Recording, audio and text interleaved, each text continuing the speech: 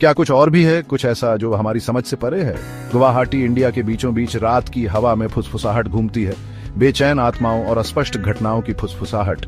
क्या ये सिर्फ कहानियां हो सकती हैं, डराने और मनोरंजन करने के लिए बनाई गई, या इन कहानियों में कुछ और भी है, कुछ ऐसा जो रूह कंपा देता है और हमें वास्तविकता के स्वरूप पर ही सवाल उठाने पर मजबूर कर देता है? मेरे साथ आइए, जैसे हम परछाइयों में उतरते हैं गुवाहाटी के भूतिया किंवदंतियों के पीछे की सच्चाई की तलाश में। सबसे रूह कंपाने वाली कहानियों में से एक शहर के किनारे पर स्थित पुराने औपनिवेशिक बंगले से आती है। स्थानीय लोगों का कहना है कि घर एक ब्रिटिश चाय बागान मालिक के भूत से प्रेतबाधित है, जिसकी रहस्यमय परिस्थितियों में मृत्यु हो गई थी। लोगों ने टिमटिमाती रोशनी देखने, बेजान कदमों की आहट सुनने और बंगले की ढहती दीवारों के भीतर भय का एहसास होने की सूचना दी है। क्या ये दुखद घटनाओं का अवशेष है, या मृतक बागान मालिक की अशांत आत्मा जो शांति की तलाश में है? एक और लोकप्रिय कहानी एक युवती के बारे में है जो ब्रह्मपुत्र नदी में डूब गई थी। उनका कहना है कि उसकी आत्मा अब नदी के किनारे भटकती है, रात में उसकी दर्द भरी चीखें गूंजती हैं। मछुआरे पानी की सतह पर उसके भूतिया रूप को तैरते हुए देखने की कहानियां सुनाते हैं। उसकी सफेद साड़ी उसके चारों ओर लहरा रही है। पीढ़ी दर पीढ़ी चली आ रही ये कहानियां शहर के लोक कथाओं में समा गई हैं। लेकिन गुवाहाटी ही एकमात्र ऐसी जगह नहीं है जहां भूतों की कहानियों का बोलबाला है। पूरी दुनिया में संस्कृतियों की मृत्यु के बाद के जीवन और उन लोगों के बारे में अपनी मान्यताएं और कहानियां हैं जो हमारी दुनिया में यहां रह सकते हैं। आइए गुवाहाटी से आगे की यात्रा करें और दुनिया के विभिन्न कोनों से भूतिया मुठभेड़ों के आकर्षक दायरे का पता लगाएं।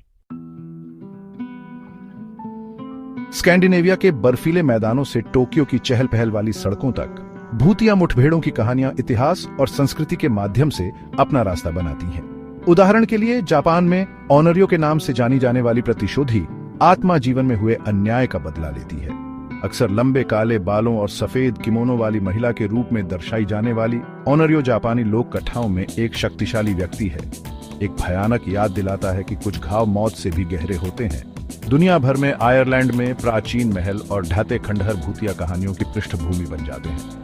लीप कैसल, जिसे दुनिया की सबसे प्रेतबाधित जगहों में से एक माना जाता है, कहा जाता है कि यह आत्माओं की अधिकता का घर है, जिसमें एलिमेंटल नामक एक द्वेषपूर्ण इकाई भी शामिल है। आगंतुकों और निवासियों ने महल की दीवारों के भीतर अजीब शोर, अस्पष्टीकृत तापमान में गिरावट और यहाँ तक कि शारीरिक हमलों की भी सूचना दी है। ये कहानियां हालांकि विशाल दूरी और सांस्कृतिक मतभेदों से अलग हैं, एक समान सूत्र साझा करती है: मृत्यु के बाद जीवन की संभावना में विश्वास और उस जीवन के हमारे अपने जीवन के साथ प्रतिच्छेद करने की क्षमता। लेकिन हम दुनिया के बारे में अपनी आधुनिक समझ के साथ इन द्रुत शीतन कहानियों में कैसे सामंजस्य बिठाते हैं? क्या इन घटनाओं के लिए कोई वैज्ञानिक व्याख्या है, या कुछ चीजें वैज्ञानिक जांच के दायरे से बाहर हैं? वैज्ञानिक समुदाय भूतों के अस्तित्व के बारे में संदेह की एक स्वस्थ खुराक के साथ संपर्क करता है। आखिरकार वैज्ञानिक पद्धति अवलोकन, प्रयोग और सत्यापन योग्य साक्ष्य पर निर्भर करती है, और भूतिया मुठभेड़ों में अक्सर इन प्रमुख तत्वों का अभाव होता है।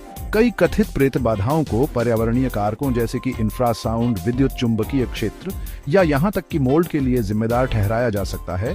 ये सभी मतिभ्रम, बेचैनी की भावना और अन्य संवेदी गड़बड़ी पैदा कर सकते हैं। हालांकि कुछ शोधकर्ता अस्पष्टीकृत घटनाओं की संभावना के लिए खुले रहते हैं। उदाहरण के लिए परमाणु वैज्ञानिक पद्धतियों का उपयोग करके मानसिक क्षमताओं और अलौकिक घटनाओं के दावों का अध्ययन करते हैं, जबकि उनके निष्कर्षों को अक्सर बहस और जांच का सामना करना पड़ता है। उनका काम चेतना, ऊर्जा और स्वयं वास्तविकता की प्रकृति के बारे में हमारी वर्तमान समझ की सीमाओं पर प्रकाश डालता है। भूतों के अस्तित्व के आसपास की बहस अक्सर साक्ष्य की व्याख्या पर टिकी होती है। प्रत्यक्षदर्शी खाते, जबकि सम्मोहक अविश्वसनीय हो सकते हैं, व्यक्तिगत विश्वासों, भावनाओं और सुझाव की शक्ति से प्रभावित हो सकते हैं। तस्वीरें और वीडियो, जिन्हें अक्सर अपसामान्य के प्रमाण के रूप में प्रस्तुत किया जाता है, प्राकृतिक घटनाओं द्वारा आसानी से हेरफेर या समझाया जा सकता है। तो यह हमें कहां छोड़ता है? भूतों के अस्तित्व का प्रश्न एक गहरा व्यक्तिगत प्रश्न है।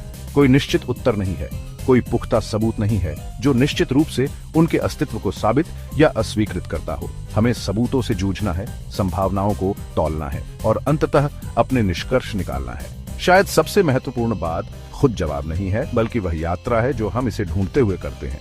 हम जो कहानियां सुनाते हैं, जो विश्वास रखते हैं और जो अनुभव साझा करते हैं, वे दुनिया के बारे में हमारी समझ और उसमें हमारे स्थान को आकार देते हैं। चाहे हम अपसामान्य घटनाओं को खुले दिमाग से देखें या संदेह की दृष्टि से, इन रहस्यों की खोज हमें खुद को अपने इतिहास और जिस ब्रह्मांड में हम रहते हैं उसकी गहरी समझ की ओर ले जा सकती है। तो अगली बार जब आप खुद को एक अंधेरे कमरे में पाएं, आपकी रीढ़ की हड्डी में कंपी दौड़ रही हो, तो खुद से पूछें, क्या आप भूतों में विश्वास करते हैं?